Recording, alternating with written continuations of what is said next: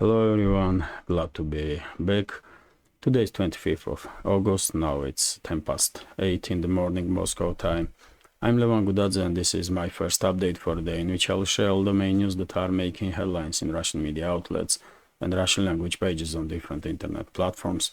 There are quite few very significant developments and news that I like to share with you for this moment, but before I start, let me notice if I made this project with several channels, including this one, exists only because of support of members of our community, and I will be immensely grateful if you will also consider to support my work with small donations through PayPal, Buy Me Coffee, or by subscribing to my Patreon page. You will see links under this video in the description box or in the pinned comment. And when it comes to our project and channels, let me share with you information about second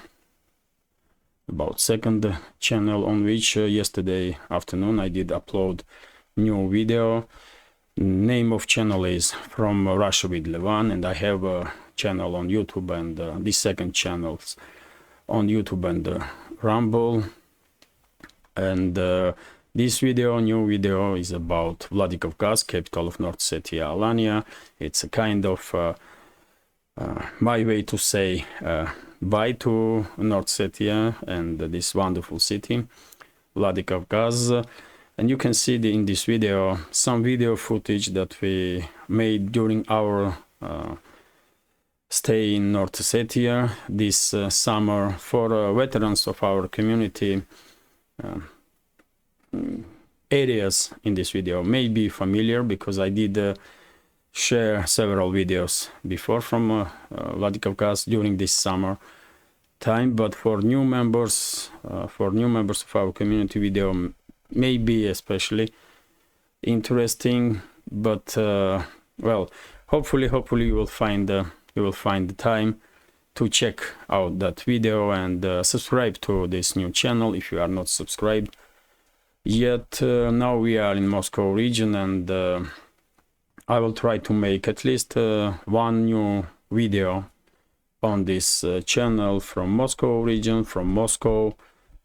So hopefully this channel will I will be able to develop this channel successfully with your help. That's been said, let's talk about news now, and I will start with the short summary of the situation on the front line. And first of all, southern sectors, Kherson region, it's mainly artillery duels between the sides and recon operations, constant fight between the sides for control over these small islands in the Dnieper River and the delta of the Dnieper. Yesterday afternoon we had reports from Russian Defense Ministry that Ukrainian forces yet again did try to cross the Dnieper River and establish bridgehead on the left bank, but this movement of Ukrainian forces was noticed by Russian side, and these Ukrainian units end up in a trap and were neutralized. Several Telegram channels did share video of aftermath of short battle, but that video is quite graphic, and I'm not gonna share that video on YouTube. I did not even share that video on Telegram because I do try to make sure that my channels are family friendly, let's say, and I try to minimize content, video footage that contains some graphic imagery, even though it's not that easy when you are sharing videos from battlefields.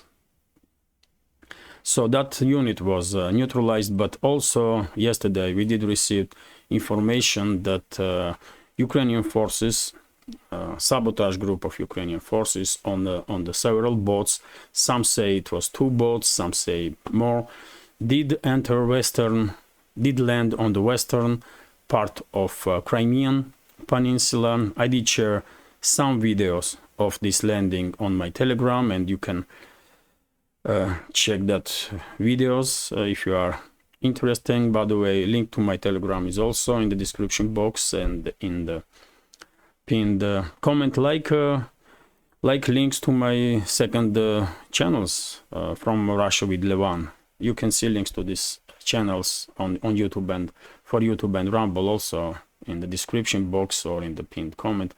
But anyway, let me continue. So this Ukrainian sabotage group did land in Karkhankurt Cape. They did made some video they did raise flag, Ukrainian flag, and left. And left. There were some reports that one Russian tourist that was on his holiday in this area and had with him for whatever reasons hunting gun, a Saiga. He did open fire. According to, by the way, according to some reports, I even did see video, but I find it difficult to believe that this is true. But that's what some channels are reporting, that this person, which had with him this Saiga hunting rifle, did open fire in the direction of this sabotage group. And once Ukrainian soldiers, Ukrainian special forces did hear sound of gunshots, they retaliate straight away. But then according to Russian Defense Ministry, according to Russian official statements, these boats, Ukrainian boats, were destroyed, and Ukrainian side lost from 15 to 20 soldiers that were participating in this media action on Crimean Peninsula. Yet again, I did not see video of destruction of those boats, so we should take that information with a pinch of salt, but that's what Russian officials are and many channels in Russia are reporting about. Let's continue now, and next is, but when it comes to Kherson region, overall, by the way, situation is we can characterize as operational pause. At this moment, nothing is happening that will influence overall situation on this line of the front. When it comes to Zaporizhia and South Donetsk direction, there is quite significant informations coming in, especially about from Zaporizhia region. Yesterday, many Russian Telegram channels did share information that Ukrainian forces were accumulating significant number of military equipment to conduct offensive operation in direction of Rabotina, which is here, by the way, and in direction of Verbova. And according to some reports, Ukrainian forces did manage to accumulate more than 80 military vehicles, tanks, armored personal carriers, infantry fighting vehicles, and so on. And during the night, there was heavy clashes, and Ukrainian forces were conducting offensive in direction of Rabotina and in direction of Verbova simultaneously. And they were trying to move in direction of Novopokrovka, or at least improve their positions to conduct offensive in direction of Novopokrovka.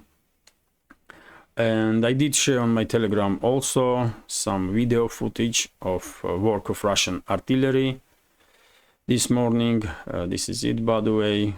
As you can see, Russian artillery is actively engaged in this area and are striking in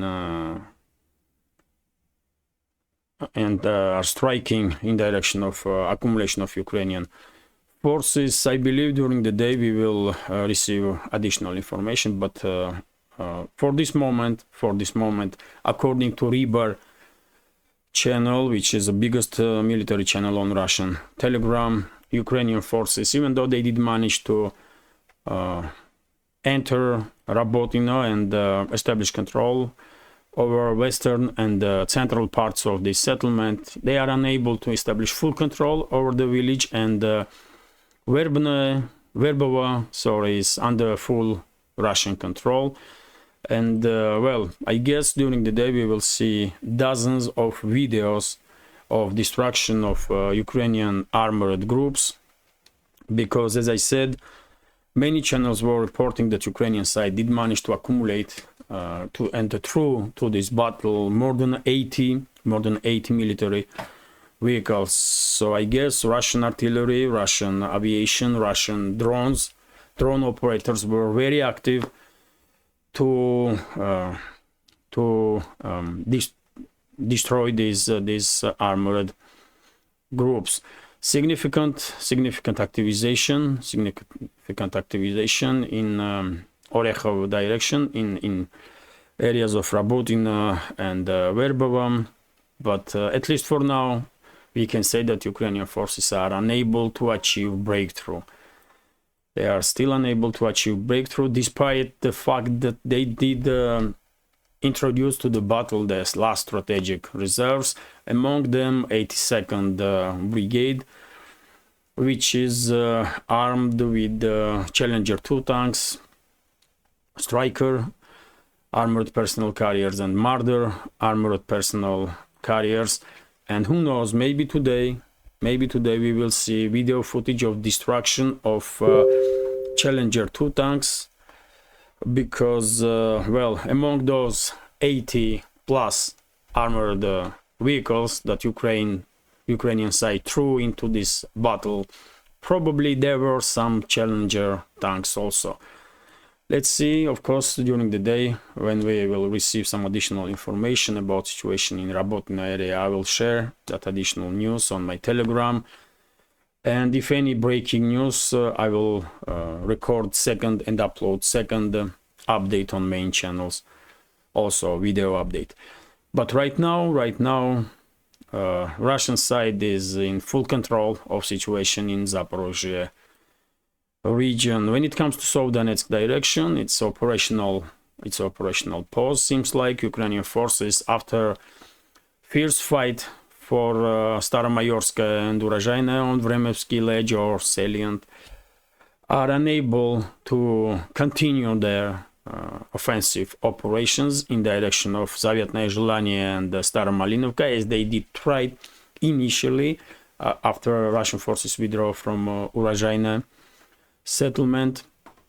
And well, maybe Ukrainian side does not have enough reserves at this stage to conduct offensive operations on multiple directions, or maybe Ukrainian side is still accumulating forces in Vremevsky salient area to continue their offensive operations. It's hard to tell at this moment, but right now it's operational pause. Nothing is happening in South Donetsk sector that will influence overall situation in this line of the front.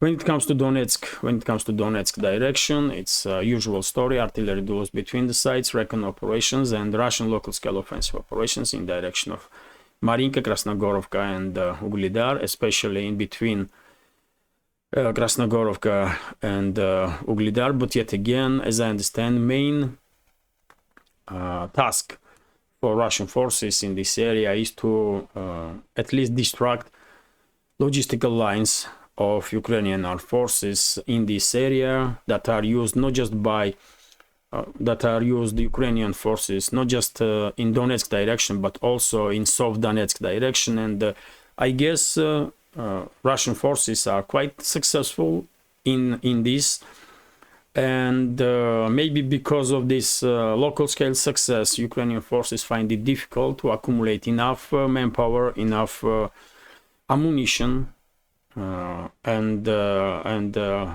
all other stuff that's necessary to continue their offensive operations on the Vremevsky silent or ledge. So as you can see here, even this pro-Ukrainian map is forced to acknowledge that it's Russian forces that are conducting local scale offensive operations. These icons with the rifles point out exactly that, Russian local scale offensives. When it comes to northern flank of Donetsk direction, Bakhmut and surrounding areas, Ukrainian forces did try to conduct some local scale offensive operation on the southern flank of Bakhmut yesterday, but they were quite unsuccessful. As I understand, Ukrainian forces did run out of steam in this area, and probably I would not be wrong if I will say that Zelensky and his associates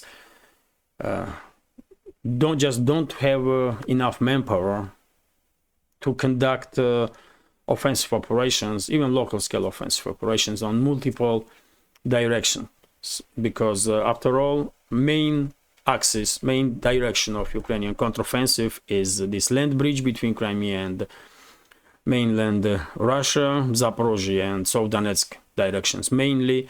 But as we all know, during previous 2-3 months, Ukrainian forces were quite actively trying to conduct local scale offensive operations in direction of Bakhmut also, initially on the northern flanks of Bakhmut, but when they failed on the northern flank, they concentrated on the southern flank of Bakhmut, and at some point they even did manage to achieve some more or less significant local scale success. But later on, Russian forces did regain initiative, regain control over the situation, and it's Russian side that dictating terms in this area right now. So I don't think Ukrainian forces will be able to conduct significant or increase their local scale offensive operations significantly in the Bakhmut direction anytime soon or ever. And when it comes to northern sectors of the front line, no significant changes really. From Seversk and Liman up to Kupiansk, initiative is in Russian hands. It's mainly artillery duels between the sides, recon operations, and constant improvement of positions by Russian forces. And as I mentioned many times before, it's only a matter of time when Russian Defense Ministry will greenlight large-scale offensive operation, and then we will see a significant activization of Russian armed forces in direction of Seversk, in direction of Liman, in direction of Kupiansk, and maybe even entire Kharkov region. After all, Zelensky and his associates, not for nothing, did conduct mandatory evacuation from more than 60 settlements in Kharkov region.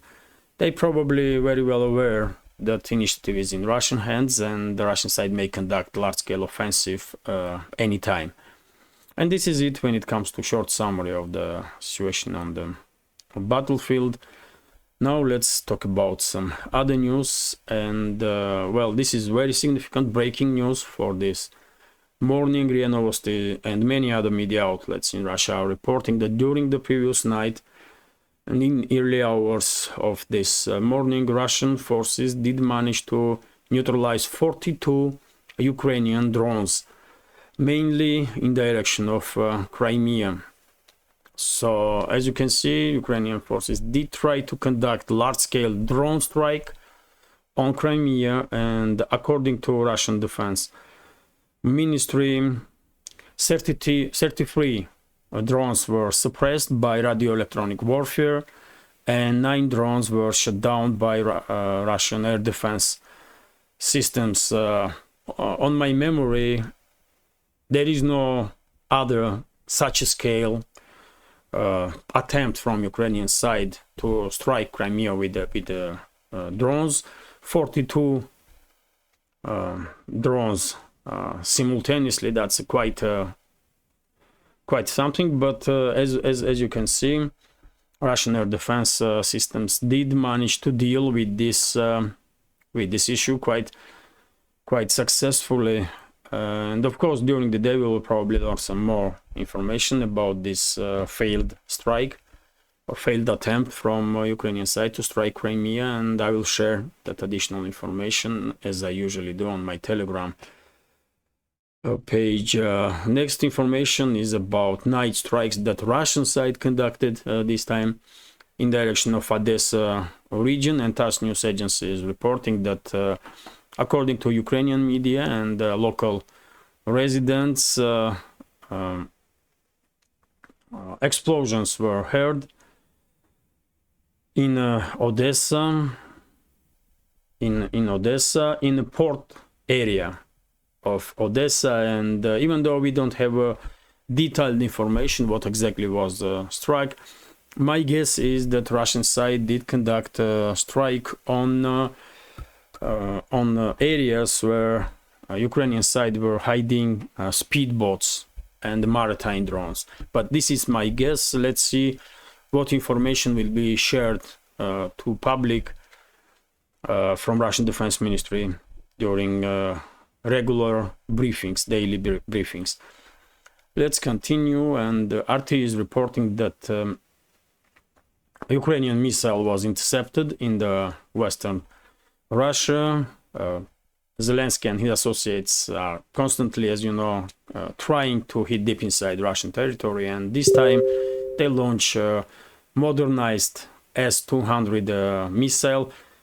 S-200 is an air defense system, as we all know, but Ukrainian side, I guess, with active support of Western military specialists, modernized these missiles and are using now those weapons as ballistic missiles to strike targets on the land. And at least one missile was launched in direction of Kaluga region, and this missile was shot down by Russian air defense systems. Not the first attempt from Ukrainian side to strike deep inside Russian territory with S-200 missiles, and unfortunately probably not the last attempt, but Russian air defense systems yet again did prove that they are very much capable to take down or majority of aerial targets, let's say this way. And next news, TASS news agency is reporting that Denis Pushilin, head of DPR, did made a few statements about situation on Donetsk direction, and he said that situation on the flanks of Artyomovsk or Bakhmut have been stabilized, which is true, by the way. I'm reporting about it for quite some time now, because at least for me it was obvious that Russian side did regain initiative on the northern and the southern flanks of Bakhmut, and now head of DPR, Donetsk People's Republic, is also making such statement, basically confirming what we already know. Next information is from RIA Novosti. According to this report, which is based on medical personnel of 58th Army of Russian Federation, Ukrainian side did use phosphor ammunitions in Zaporizhia sector of the front line, in Zherebyanki and Pitikhatki area, which is here, by the way, on the western side of Orekhovo sector, where fierce fightings are going on in area of Rabotina and Verbova. And this is by the way Pitikhatki and Zherebyanki in initial stages of Ukrainian counteroffensive 3 months ago. Ukrainian forces were quite active in this area. They even did manage to force Russian military personnel out of village of Pitikhatki, but then Russian forces conducted several counteroffensives, and this settlement is empty right now. It's in a gray zone when it comes to Zherebyanki. It's under full Russian control, and well, it's quite unfortunate to hear that Ukrainian forces are beginning to use chemical weapons on the front, because that's what ammunition with phosphorus is. It's a chemical weapon. And well, according to this report, Russian medics instantly realized what was happening when injured military personnel was sent to field hospitals, and they did manage to treat wounds of Russian soldiers, fast enough to save the lives.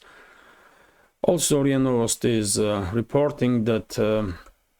Well, I did report also about it just a few minutes ago, that Ukrainian forces did try to conduct a landing operation on the Dnieper River.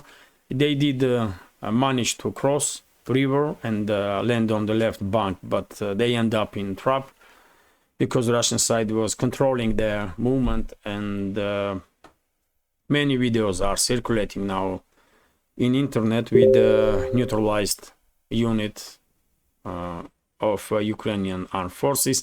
I cannot share that video, not on my YouTube channel or Rumble channel, not on Telegram, because it's too graphic. But if you are interested, some other channels probably did share, and you can see those videos there.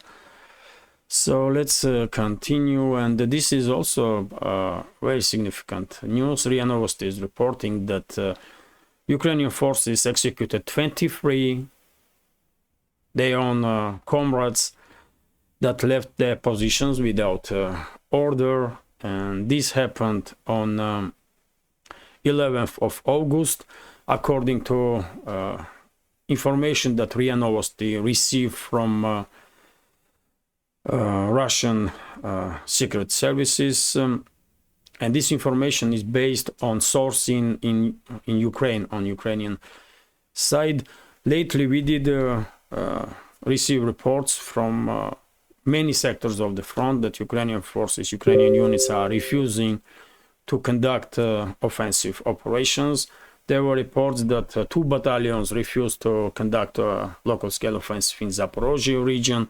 There were reports that Ukrainian forces refusing to conduct offensive in Bakhmut and the northern sectors of the front. Same in Kherson region, and seems like Zelensky and his associates probably deployed this detachment Nazi units on the front lines to threaten Ukrainian soldiers, and in this case probably those detachment Nazi units decide to execute 23 Ukrainian soldiers that were refusing to obey orders and left their positions without permission. From Kherson region, we are regularly receiving information that Ukrainian soldiers are refusing to, at least that's what's the case before, but after such actions from Ukrainian Nazi detachment units, if they are executing dozens of Ukrainian soldiers, then well, probably they will force Ukrainian military personnel to obey orders, however crazy those orders may seem. But lately, at least, we had many reports that some soldiers were crossing Dnieper and surrendering. Some soldiers were just running from the front line and trying to hide. And well, these informations definitely do highlight overall situation when it comes to morale in Ukrainian army. We should always remember that majority of soldiers right now in Ukrainian army are forcefully mobilized and forcefully sent to the front line. And let's continue now. And RT, by the way, I'm quite sure once this conflict will end, we will find out so many horrifying news or information from Ukraine that, I mean, entire world gonna be shocked, because Zelensky, his associates, and those Nazi detachment units and Nazi criminals and terrorists that are running and ruining Ukraine are committing atrocities on daily basis. I mean, once this conflict will end and Russian side will establish control over the entire Ukraine, or at least most of Ukraine, with exception of western regions of this failed state, maybe, I'm quite sure we will find out many informations about these horrific crimes that Zelensky and his associates and their military Nazi detachment units committed. I mean, it's too obvious, isn't it? Let's continue. And RT is reporting that US and Ukraine are at odds over counteroffensive tactics, and this report is based on an article on Wall Street Journal. Let me read several sentences here. So, American officials are frustrated with Ukraine's reluctance to accept their advice how to conduct the counteroffensive against Russian forces. The Wall Street Journal reports on Thursday. The newspaper claimed it was still not too late for Kyiv to follow instructions from Washington and to utilize the training that tens of thousands of Ukrainian troops have received from NATO nations. The outlet noted, however, that the two sides are still at odds about how to turn the tables on the Russians before winter sets in. According to Wall Street Journal sources, the US believes that the amount of Western military aid sent to Ukraine is enough to breach Russian defense. Although the window of opportunity is closing, we build up this mountain of steel for the counteroffensive. We can't do this again. One former US official explained, it does not exist. So, well, we did hear before that Washington was not happy with how Ukrainian side or leadership, so-called leadership of Ukraine is conducting military operations. And this started not now. We hear this kind of stuff when Bakhmut operation was in full force, but I believe this type of articles that are becoming daily stuff now lately are meant to create a ground in the West to prepare Western society for inevitable defeat of Ukrainian armed forces and Zelensky and his associates. And well, I guess with these type of articles that are authorized to be published by, I believe, by ruling class of US, these type of articles are also meant to distance Washington from Kiev, so that blame, only side that will be blamed is Ukraine, because after all, today, tomorrow, or in a year's time, this conflict will end. And Russia will emerge victorious. It's undoubtedly.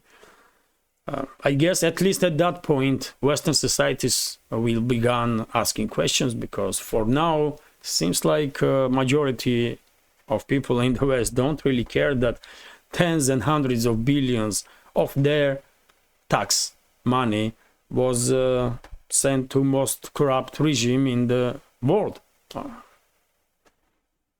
So, I mean, it is what it is. This type of articles definitely meant to create this pillow, safety pillow for leadership of Western world, so that they would not be blamed.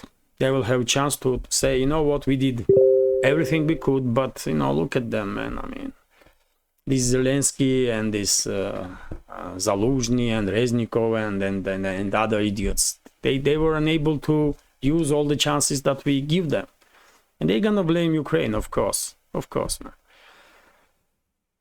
But anyway, let's continue. But in reality, I'm quite sure Ukrainian forces are following orders of Washington and London but they are failing because Russian side is just better prepared. Russian army is better, that's it. In every sense, in every way. And that's why Ukrainian forces are unable to achieve a breakthrough, even though this so-called counteroffensive was in preparation for many, many months. And as Wall Street Journal did point out, US and other NATO member states did send hundreds and thousands of military equipment, especially for this counteroffensive, and billions and billions of dollars. But they, they are unable to achieve anything because Russian side is stronger. That's it. Anyway, let's continue. And RT is reporting that Ukraine. Oh, this is interesting, by the way. Scott Ritter. Let me check how long is this video. 35 minutes. Okay, I will go through headlines. So Scott Ritter had an interview. And on one of the channels, I believe, and he said that Ukraine will capitulate unconditionally. Well, I guess so. Ukraine will have no other choice other than capitulate. It will not happen today or tomorrow, but eventually, as I said many times before, I believe this conflict will end with the end of Ukraine's statehood. There will be no more Ukraine. Vast majority of Ukraine, modern Ukraine's territories will be controlled by Russia, and the western regions of Ukraine will be controlled by western neighbors of Ukraine. Poland, Hungary, Romania, and possibly Slovakia. Although in western Ukraine we may see some military personnel of some other NATO member states also, but the real control over these territories will be in hands of these four states because they have claims on those territories. And those territories used to be part of those countries before Second World War. So let me continue. TASS News Agency is reporting that Norway made the decision to supply Ukraine with the F-16 fighter jets. Prime Minister of Norway, Jonas Gahr Støre, confirmed decision that Oslo will provide Ukraine with F-16 fighter jets and will help with training of pilots. But yet again, you know my take on this topic, entire topic of Western fighter jets in Ukraine. I'm 100% sure we will see introduction of Western fighter jets to the battlefield only when some NATO member states that created anti-Russian coalition under the leadership of Poland, Washington and London will send their troops in the western regions of Ukraine. Only at that point we will probably see introduction of Western fighter jets to this battlefield. And I don't know what pretext gonna be used to do so, to establish control over the western Ukraine, what they gonna call this territory, New Ukraine, Western Ukraine, or maybe they just gonna integrate these territories into NATO member states. I don't know exact details, but I'm quite sure Western neighbors of Ukraine will establish control at some point over the western regions under whatever pretext, and exactly then we will see introduction of Western fighter jets to the battlefield, because of course they will try, these NATO member states will try to establish no-fly zone over the western Ukraine. That's it really. No other way Western fighter jets will end up on territory of modern Ukraine. No matter the statements from Norway, Denmark, Netherlands, and Washington, and so on. That's my take anyway on this topic. Let me continue. And well, Putin, president of Russian Federation, did comment on Prigozhin's plane crash, and he said that, let me read several sentences. So Yevgeny Prigozhin was a man of many talents who made significant contributions to the struggle against neo-Nazis in Ukraine, Russian President Vladimir Putin said on Thursday, commenting on the plane crash that reportedly killed the Wagner Group head. Speaking with a journalist at the Kremlin, Putin said that excuse me, he had known Prigozhin since the early 90s and described him as a man of complicated destiny. He'd made serious mistakes in his life, but also got results for himself as well as our common cause. When I asked it of him in these last months, Putin added, so he was talking about, of course, involvement of PMC Wagner in the battles in Ukraine, and Putin also described Prigozhin as a talented businessman who worked in Russia as well as the Africa, dealing in oil, gas, precious metals, and gems. Putin said Prigozhin had apparently just returned from Africa and had met with some Russian officials before that plane crash took place. So Putin did comment on Prigozhin's plane crash, and even though he did not confirm anything in regards of death of Prigozhin, but his comments, at least indirectly, can be seen as a confirmation that Prigozhin was indeed on that plane. Let's continue. RIA Novosti is reporting that Niger's current leadership did allow Mali and Burkina Faso to deploy their military forces in Niger in event of aggression against Niger from ECOWAS member states or any other foreign power, presumably France. Let's hope situation around Niger will resolve peacefully and there will be no military confrontation. But as time goes by, we are seeing more and more informations that a situation is heading exactly in direction of military escalation, which will be extremely unfortunate, not just for Niger, but also for its neighbor states and for entire Western Africa and possibly even Northern Africa. Because I remind you, as I understand, Morocco supports ECOWAS, Algeria supports Niger's current leadership, and Morocco and Algeria do have difficult relations. Libya is in turmoil, internal turmoil, and not really most stable state right now in Northern Africa. So entire region may be devastated if France and elites of the France or ruling class of France will continue this push towards military actions against Niger. Let's continue, and RIA Novosti is reporting that first tweet of Trump in last 2.5 years, since he was banned on the Twitter, did make some record-breaking views, and he was seems like, according to these numbers, he was very well welcomed on Twitter, or X.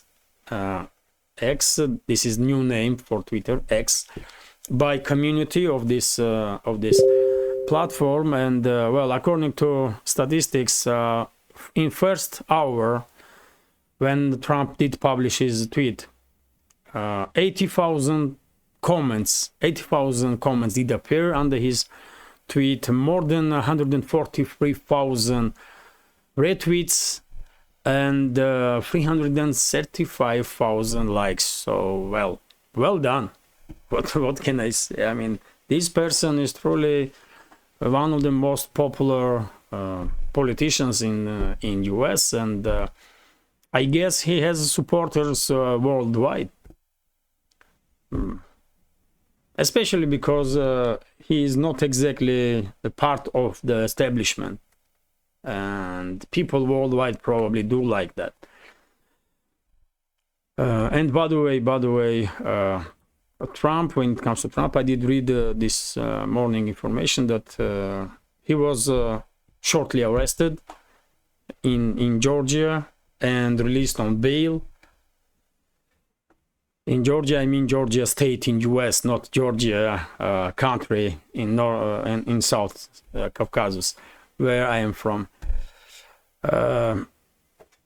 So, well, this political prosecution of Trump is in full force, and I don't think neocons and neolibs will stop this pressure until they will manage to remove Trump from a presidential race, or until Trump will end up winning that presidential race, and then he will probably take care of all those criminals that are using system to prosecute him as a citizen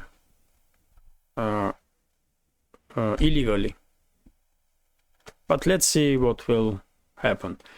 TASS news agency is reporting, by the way, I'm quite sure you are familiar with this news from yesterday, that from 1st of January of 2024, BRICS will be joined by 6 other members, by Argentina, Egypt, Iran, United Arab Emirates, Saudi Arabia, and Ethiopia.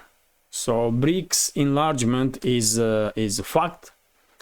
It will happen from very beginning of 2024, where chairmanship in BRICS will go to Russia, and as we all know, next BRICS summit in 2024 will be held in Kazan city in Russia, capital of Tatarstan Autonomous Republic in Russian Federation. So significant development. As we all probably expected, BRICS is gaining momentum and becoming true alternative to G7, true alternative to this unjust Western model or system that was forcefully introduced to this world when it comes to financial system, banking system, economy in general, and also politics, by the way, and ideology. If you take a look what is going on in Europe and in US in terms of ideology, this neoliberal craziness, well, the world is probably, world has good enough reasons to stay away from all of it, because, well, I'm not gonna go in that topic. It's not relevant, at least here in Russia, all those crazy stuff that is going on in the West, when anyone can declare that he's now, I don't know, alien, and everyone should call him alien, or man can declare himself woman and everyone should call him a woman, and same can do woman. And what the hell is going on, man? This is, some may say he's a penguin now, or giraffe, or maybe wardrobe. He feels like Freach, Freach, and everyone should call him Freach, because his gender is Freach even, whatever that may mean. And this is, pure madness, by the way. I don't really understand how you are coping with this craziness in the West, guys. It must be truly difficult, though, But anyway, let me continue.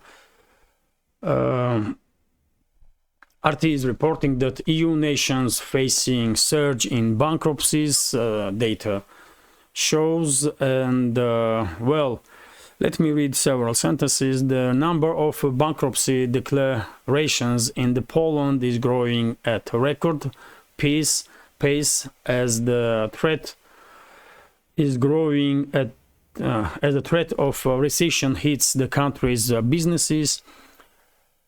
The Rzeczpospolita news outlet reported on Monday. This is Monday's news, quite old one, but anyway, topic is interesting.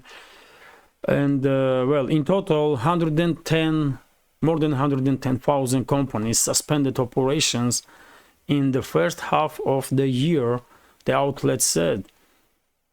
This is crazy, man. 110,000 companies suspended their activities. Wow. A number of businesses due to declare insolvency is expected to exceed 220,000 by December, which would represent 30% increase in comparison to 2022. And construction is the worst affected industry, with 27,000 companies having entered bankruptcy in 2023. Is these numbers truly about Poland? Friends from Poland, please share with us information. What is going on in Polish economy? I mean, these numbers are wow. These numbers are truly unbelievable. I did not expect that, you know. But let me continue. RT is reporting that US doubles uranium imports from Russia, which is, well, quite interesting if you take into account all that anti-Russian steps from US, from the so-called Western elites. And well, let me read it for you. So the US brought 416 tons of uranium from Russia in the first half of the year, more than double the amount for the same period in 2022, and the highest level since 2005, RIA Novosti reported on Thursday, citing data from the US Statistical Service. Interesting, isn't it? I do know, and probably everyone in our community do knows, that Russia is one of the major players when it comes to nuclear energy. And many Western countries are at least partially dependent on Russian nuclear fuel or Russian uranium. But, well, I did not expect that US will double its imports of uranium from Russia. And by the way, news from Turkey. Turkish Central Bank raised its interest rate by 7.5 percentage points, which is huge, by the way, up to 25%. So interest rate in Turkey is 25% right now, which is, well, I mean, truly high number, and probably highest number among all the NATO member states. And well, we all know that Turkey is in turmoil now. Turkey's economy is Turkey's economy is in turmoil. Inflation is too high. Not that many investments are pouring in, and the situation and difficult relationships between Ankara and Paris or London or Washington are not really helping, or Berlin for that matter, not really helping Turkey's economy right now. And well, to be honest, I don't even know what Turkish government gonna do to somehow change the tide and bring economy on a track of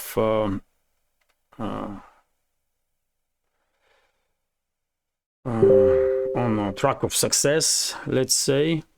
Maybe Turkey should look not in direction of west, but in direction of north and east, in direction of Russia and China, India, Indo-Pacific region in general, and Middle East, maybe. But right now Turkey's economy is definitely in turmoil, which is quite unfortunate for ordinary citizens. By the way, it's always ordinary citizens, it's always us that are in difficult situation because of decisions that are made by so-called elites. And this is gonna be last news for today's update. RT is reporting that engineering exports from India to Russia more than doubled, which is also great news. India is one of the major trade partners for Russia, and let me read several sentences in this article. So Indian exports of engineering goods to Russia saw a massive year-on-year increase last month, according to data released by the Engineering Export Promotion Council on Wednesday. Shipments totaled 123.65 million in July of 2023, in comparison to 55.65 million recorded in the same period a year ago, marking a jump of over 122%, which is quite a number, really. During the same period, Indian engineering exports to the US declined 10.4% to 1.44 billion, while sales to China declined also 10% to 197.98 million. Overall, engineering exports from the South Asian nations declined by 6.62% to 8.75 billion in July, compared to 9.37 or 9.37 billion recorded in the same months in 2022. So, well, India's exports to Russia is increasing, but India's exports and overall exports from Southeast Asia to other nations and other regions of the world is declining. Well, when it comes to Russian-Indian relationships, well, increase of exports is good, but overall, of course, it's not really optimistic that overall exports from Southeast Asia is declining, because this is not a good indicator about state of world's economy at this moment. But anyway, this video is very long, 58 minutes. But anyway, hopefully you will find this update interesting, and if so, please click that like button and leave some commentary about any topic you like. More likes and comments definitely influence algorithm and helps me to reach wider audience. And if you can, please share links to my videos or my channel with your friends on Twitter, Facebook, Telegram, or any other platform that you are active on. Twitter is X now, on X I should say. For very same reason, it will help me to reach wider audience. And if you think this channel, this project is interesting, useful, and deserves to exist in this field of news and political commentary, please consider to support with small donations through PayPal, buy me a coffee, or by subscribing to my Patreon page. You will see links under this video in the description box or in the pinned comment. This is it for now. Have a great day, and I wish you a successful and wonderful weekend. Tomorrow I also have a day off, so see you on Monday or Sunday. Sorry, see you on Sunday. Take care.